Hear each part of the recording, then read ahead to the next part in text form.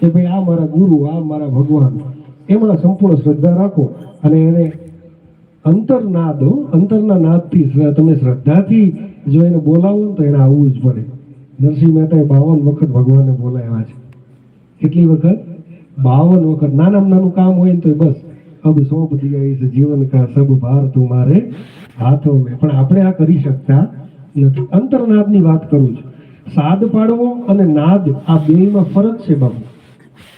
આપણે કોઈને બોલાવીએ ને, એ ભાઈ, ફલાણા ભાઈ, એ મિતભાઈ, નારાયણભાઈ, અજયભાઈ, તો એ હાથ પાડીએ છીએ.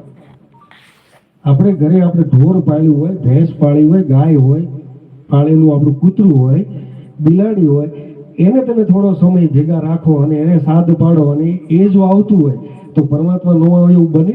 ન બને. પણ આપણો અંદરથી નાદ હોતો નથી. સાદ અને નાદમાં શું ફેર છે? સાદ પાડીએ એટલે આપણે ધારો કે અત્યારે આપણે જઈએ છીએ, લાઈટ છે અને અહીંયા કૂતરું બેઠેલું દેખાય એટલે આપણે